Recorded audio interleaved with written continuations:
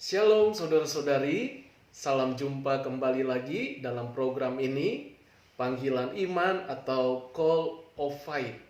Dan saya yakin percaya saudara yang selalu setia mendengarkan renungan atau kebenaran-kebenaran firman Tuhan yang saya bawakan, yang pastinya memberkati kehidupan saudara, meneguhkan, menguatkan iman saudara, sehingga kita selalu ada dalam pengharapan.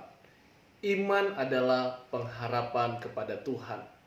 Sekalipun dunia ini begitu banyak goncangan yang terjadi, entah itu goncangan ekonomi, goncangan dalam pekerjaan, usaha, atau apapun namanya, tetapi pengharapan kita tidak akan hilang, tidak akan kadar luasa, tidak akan terbawa arus dunia, tetapi pengharapan kita selalu ada di dalam Yesus Kristus Tuhan.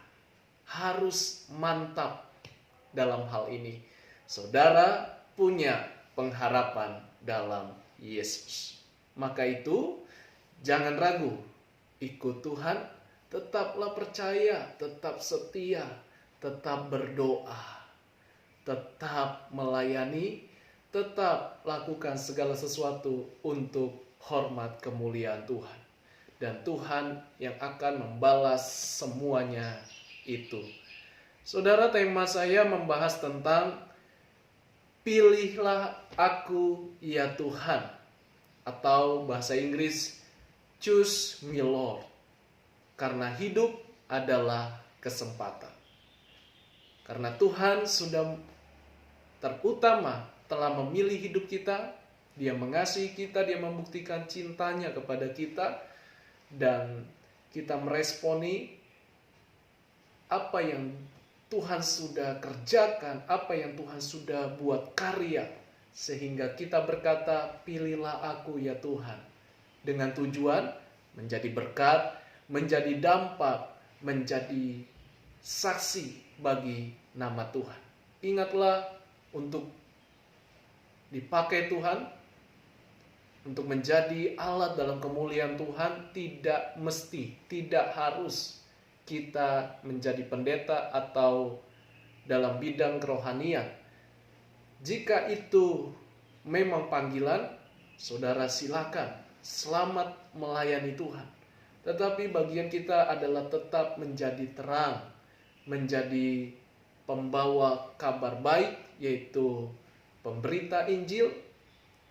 Artinya kita sudah mengalami secara pribadi akan kasih Tuhan, mengalami kebaikan, kemurahan, dan kasih setia Tuhan Yesus.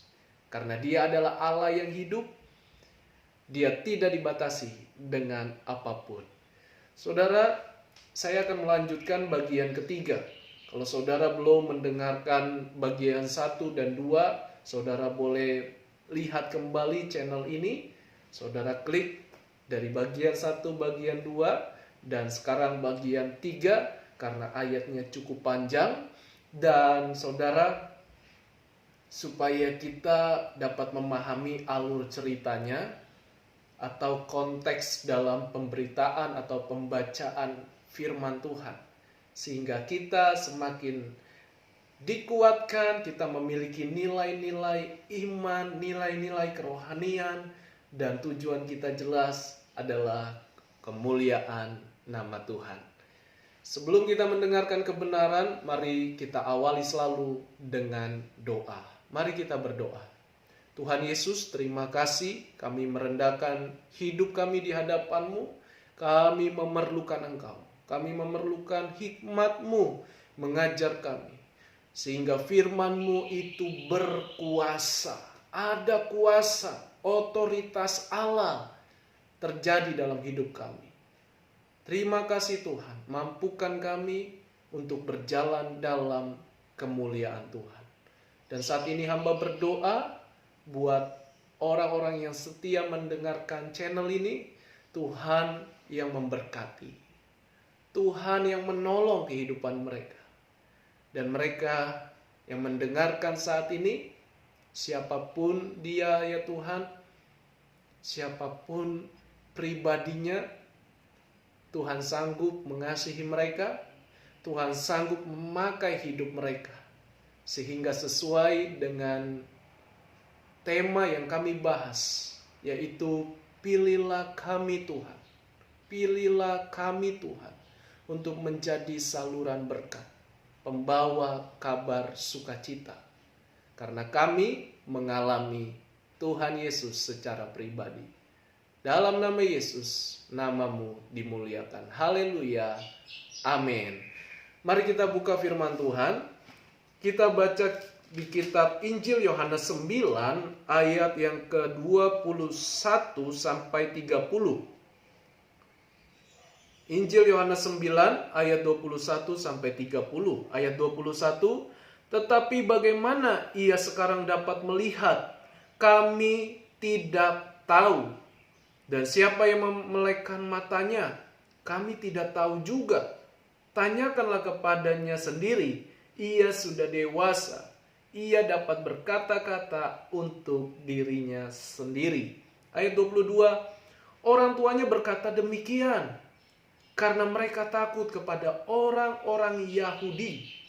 Sebab orang-orang Yahudi itu telah sepakat bahwa setiap orang yang mengaku dia sebagai Mesias akan dikucilkan. Ayat 23, itulah sebabnya maka orang tuanya berkata, ia telah dewasa. Tanyakanlah kepadanya sendiri. Tanyakanlah kepadanya sendiri. Nah, saudara, orang-orang Farisi berusaha untuk menangkap Yesus, untuk mencari tahu siapa orang itu. Sampai sudah berkali-kali diberikan kesaksian, tapi tetap tidak yakin, tidak percaya. Selalu berusaha untuk mencari kesalahan orang itu. Siapakah Yesus itu? Tahukah saudara, ada seorang buta sejak lahirnya. Ketika berjumpa dengan Tuhan Yesus, dia mengalami mujizat. Matanya melek kembali, bisa melihat kembali.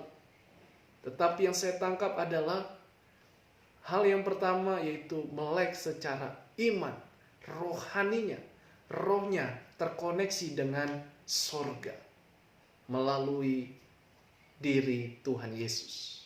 Sehingga dia mengalami kemuliaan Tuhan, lalu matanya Tuhan sembuhkan. Tetapi orang-orang Farisi tentu tidak terima, karena mereka adalah ahli-ahli kitab.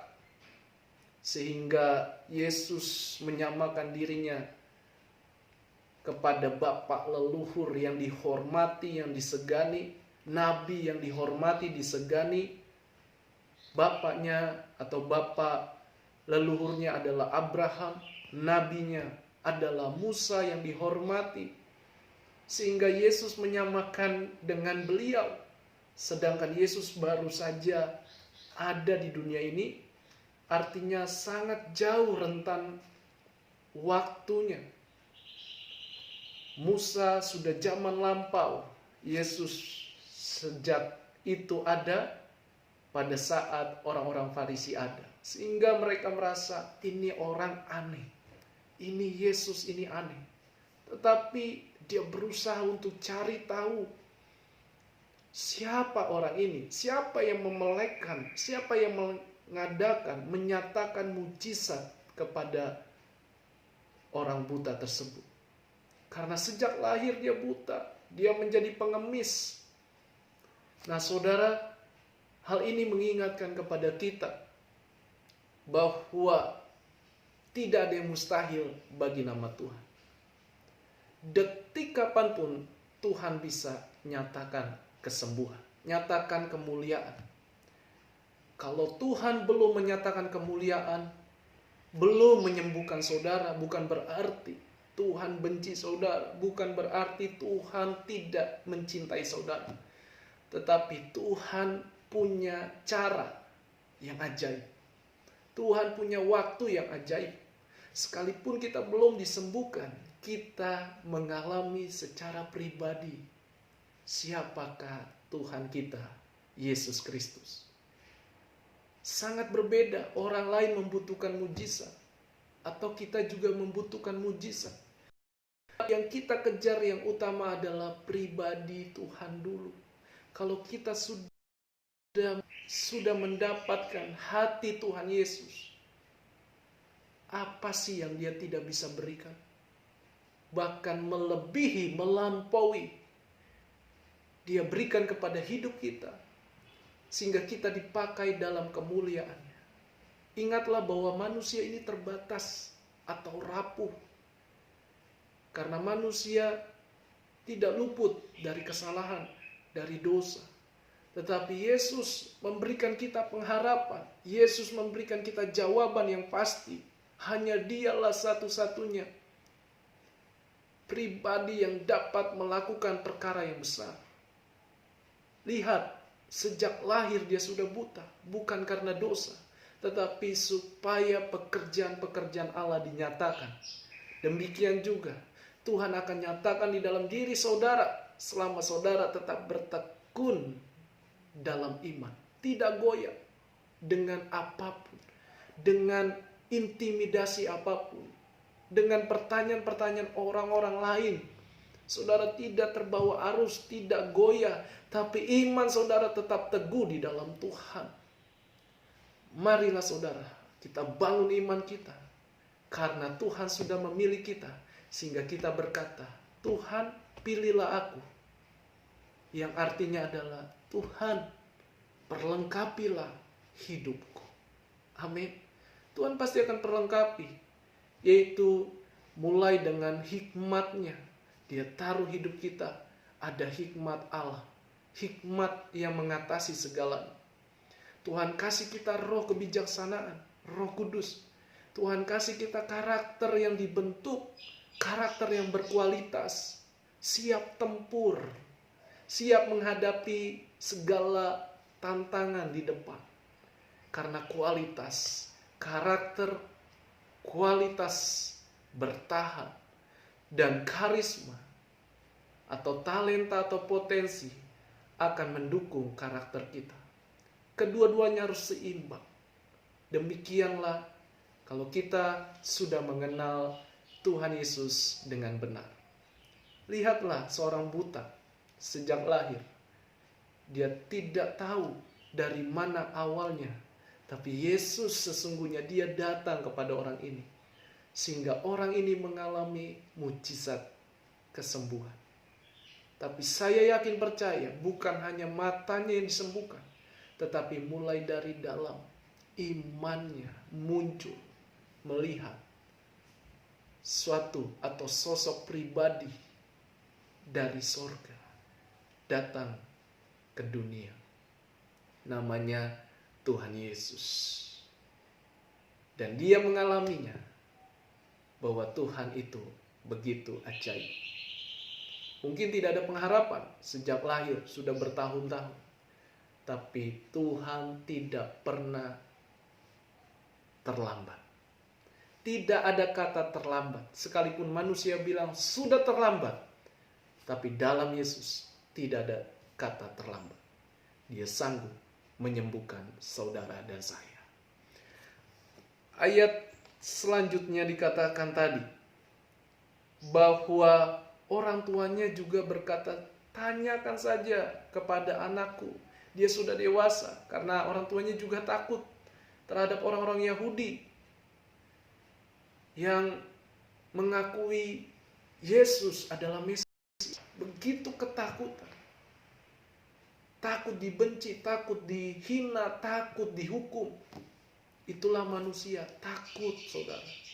Tetapi apa yang kita ambil dari rema firman Tuhan ini? Kalau saudara mengalami Yesus, jangan pernah takut. Jangan mundur. Sekecil apapun, sederhana apapun. Kalau saudara sudah mengalami kasih Yesus atau perjumpaan dengan Allah yang hidup atau Roh Kudus, saudara jangan mundur. Karena Tuhan yang mimpin, yang bela hidup saudara. Sekalipun Saudara belum melihatnya, tapi Tuhan segera menolong saudara. Jangan malu kalau saudara sudah mengalami Tuhan Yesus. Ayat selanjutnya dikatakan, ayat 24, lalu mereka memanggil sekali lagi orang yang tadinya buta itu dan berkata kepadanya, katakanlah kebenaran di hadapan Allah. Kami tahu bahwa orang itu orang berdosa. Saudara, semakin penasaran orang-orang Farisi. Memang kalau kita dipakai Tuhan, banyak orang mungkin membenci kita, menghina kita, meremehkan kita. Artinya orang itu berusaha untuk mencari kesalahan-kesalahan supaya kita down, supaya kita lemah, supaya kita hancur. Karena itulah misi atau visinya roh-roh jahat, berusaha merusak hubungan manusia kepada Tuhan. Sehingga orang-orang Farisi di sini selalu berkata, siapa orang itu? Tunjukkan di hadapan Allah. Atau dengan kata lain, engkau bersumpah di hadapan Allah. Tapi kenyataannya Tuhan Yesus sendiri berkata, mereka hanya melakukan hari Sabat, tetapi tidak memahami siapa yang menguasai, siapa sang penguasa hari Sabat yang harus kita takuti, yang harus kita hormati. Untuk apa kita hanya tahu hari Sabat, tapi iman kita atau perlakuan kita tidak mengenal Allah yang hidup, Allah yang esa, yang turun dalam rupa manusia. Sampai saat ini mereka terus bertanya-tanya, masih ragu. Karena apa? Karena manusia memakai kekuatannya. Tapi jika kita sudah mengalami kasih Tuhan, jangan hanya menggunakan kekuatan manusia, tapi gunakanlah keyakinan, iman kepada Tuhan. Sehingga engkau tidak menolak Sang Mesias yang diurapi namanya Tuhan Yesus Kristus. Dia adalah Allah, Dia adalah Tuhan. Ayat 25 jawabnya, apakah orang itu orang berdosa? Aku tidak tahu. Tetapi satu hal aku tahu, yaitu bahwa aku tadinya buta, kata orang buta ini, dan sekarang dapat melihat. Bagian kita adalah bukan menghakimi orang lain. Karena orang buta bilang, aku tidak tahu dia orang berdosa atau tidak. Tapi yang saya tahu, saya sudah mengalami kesembuhan. Siapa yang bisa mengerjakan ini kalau bukan Dia adalah Tuhan? Karena nabi ini hanyalah alat. Kalau Tuhan belum izinkan, sekalipun dia nabi, tidak akan bisa menyembuhkan. Tetapi kalau Tuhan Yesus datang kepada saudara dan berkata, engkau sembuh, jadilah engkau sembuh.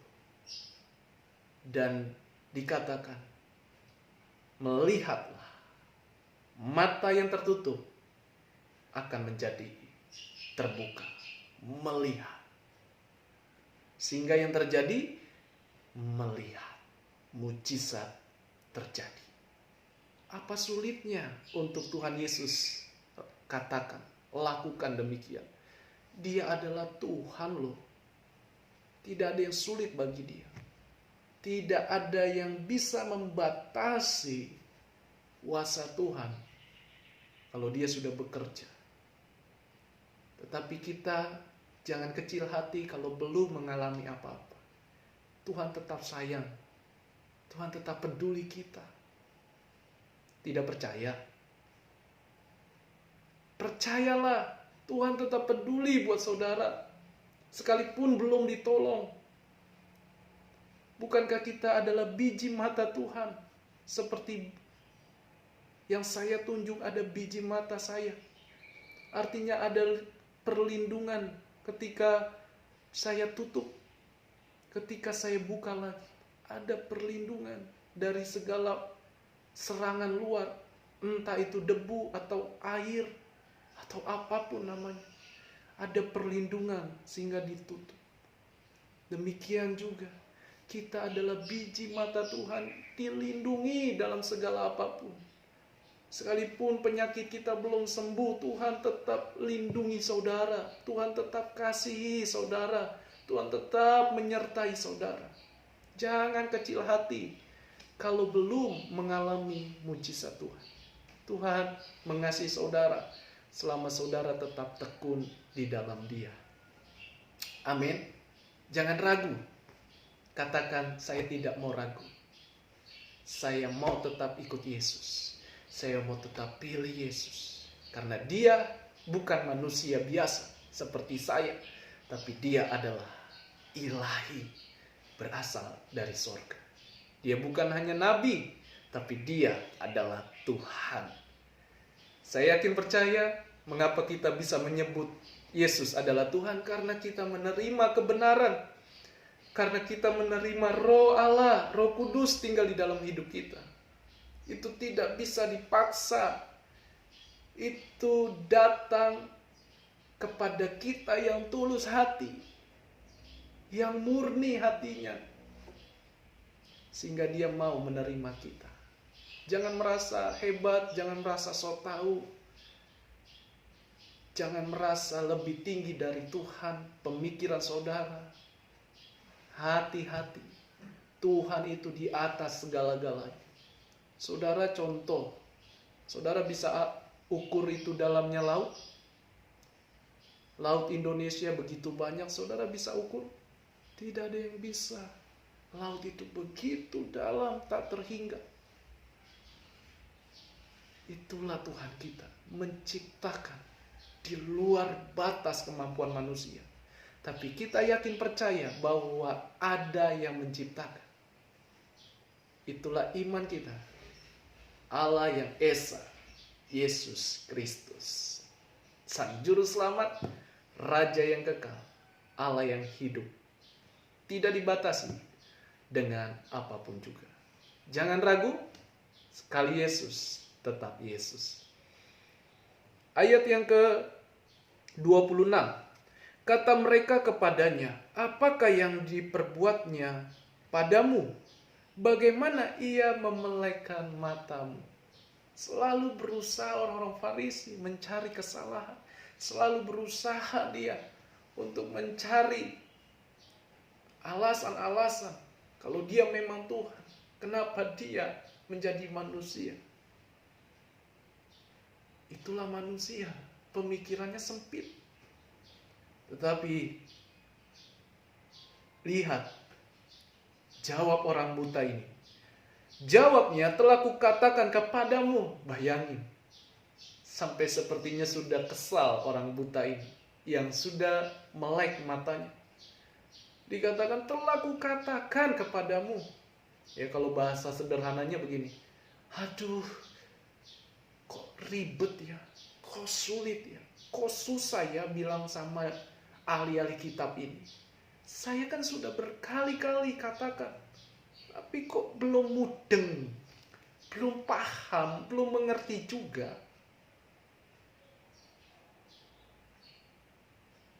Nah saudara, betapa pentingnya kita harus memahami Tuhan dengan benar. Jangan hanya sekedar pengen tahu, tapi benar-benar dari hati kita yang murni. Tuhan, Engkaulah Sang Juru Selamat itu. Engkaulah Allah yang tidak terbatas. Engkaulah Yesus, Raja yang kekal, yang akan menghakimi dunia dan berkuasa dan berotoritas. Tidak ada yang bisa menandingi kuasamu. Begitu saudara. Itulah iman, percayamu kepada Tuhan, tekadmu bulat, keyakinanmu bulat. Jawabnya, telah kukatakan kepadamu dan kamu tidak mendengarkannya. Mengapa kamu hendak mendengarkannya lagi? Barangkali kamu mau menjadi murid-muridnya juga. Sampai dia Orang-orang Farisi ini sampai ditentang, sampai seperti dibuat tantangan. Jangan-jangan kalian mau jadi muridnya. Tetapi lihat jawab orang Farisi sambil mengejek, saudara. Lihat, orang yang belum diterangi hatinya masih busuk, masih menolak Tuhan, tidak yakin, tidak percaya Tuhan itu ada, Yesus itu pernah ada di dunia ini ribuan tahun yang lalu. Lihat ahli-ahli kitab ini atau orang Farisi, dikatakan sambil mengejek mereka berkata kepadanya, engkau murid orang itu, tetapi kami murid Musa. Kami tahu bahwa Allah telah berfirman kepada Musa, tetapi tentang dia itu kami tidak tahu dari mana ia datang. Nah ini saudara, merasa dirinya hebat. Dan memang manusia berjalan sejauh ilmu yang dia dapat, sejauh mata memandang, sejauh pemikiran yang dia capai. Tetapi siapa yang bisa menyelami Allah yang esa, Allah yang ehad, Allah yang satu, Allah yang berkuasa? Siapa yang bisa menyelami karyanya? Tidak ada. Tapi dia membuktikan karyanya lewat ciptaannya, lewat kemahakuasaannya. Dia buktikan lewat pribadinya menjadi manusia. Mengapa kita sulit menerima dia? Maka itu saudara, saya mau katakan, pilihlah aku ya Tuhan menjadi saksimu, menjadi kemuliaanmu, menjadi pembawa berkat, membawa nama baik, membawa kemuliaan Tuhan, menjadi saluran pribadi Tuhan. Kita ini menjadi saksinya. Orang mau menolak itu bukan urusan kita. Kita adalah orang-orang yang mengalami kasih Yesus dan kita mau bersaksi bagi orang lain. Amin. Saudara mau? Ya, lakukan itu. Tuhan melihat dari sorga. Tuhan melihat jeripayamu. Tuhan melihat usahamu. Tuhan melihat perjuangan imanmu. Tuhan melihat kesetiaan saudara kepada Tuhan. Tidak akan tertukar berkat saudara. Kalau Tuhan sudah berkati, pasti diberkati. Kalau Tuhan belum berkati, berarti Tuhan belum selesai engkau dalam prosesnya. Ayat 30, jawab orang itu kepada mereka, aneh.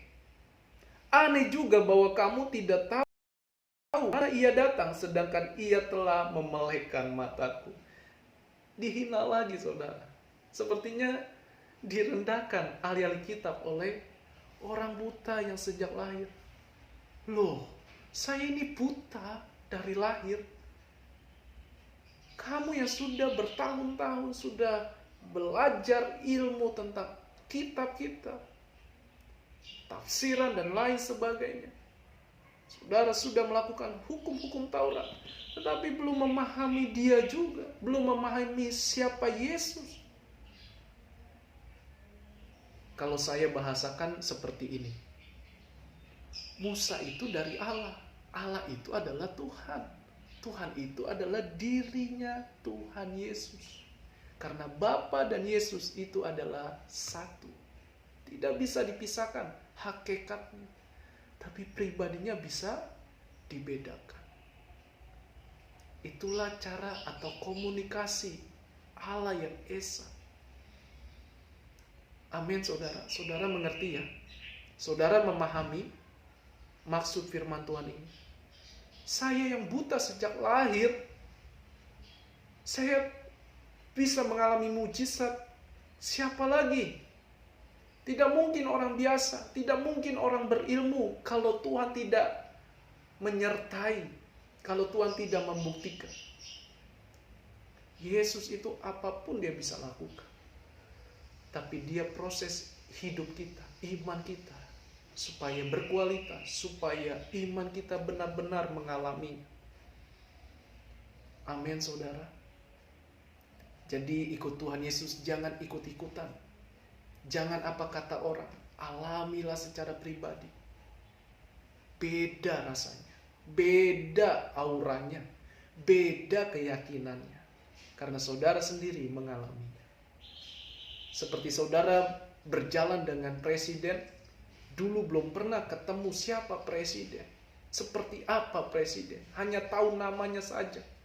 Tapi ketika saudara menjadi orang yang dewasa, tiba-tiba presiden tunjuk saudara, pilih saudara. Saudara menjadi pribadi yang berkualitas, pribadi yang disegani karena berjalan dengan presiden, menjadi staf kerja presiden. Betapa luar biasanya. Orang biasa dianggap menjadi orang yang spesial, orang yang luar biasa. Kalau sudah berdampingan bekerja sama dengan presiden, itu nama sudah harum, saudara. Demikian kita, kalau mengalami Yesus, engkau harum, engkau mulia, engkau akan menjadi pembawa berkat, pembawa kemuliaan Tuhan. Amin. Kalau saudara dipakai Tuhan, ingat tetap rendah hati. Itu saja yang saya bisa bagikan. Tuhan Yesus pasti memberkati saudara. Jangan ragu ikut Tuhan Yesus seperti orang-orang Farisi yang berusaha untuk menghina, meremehkan dengan kekuatannya, dengan ilmunya, dengan kehebatannya. Tetapi kita yang sudah menerima Tuhan Yesus sebagai Tuhan dan Juru Selamat, kita mengandalkan iman, mengandalkan akal budi.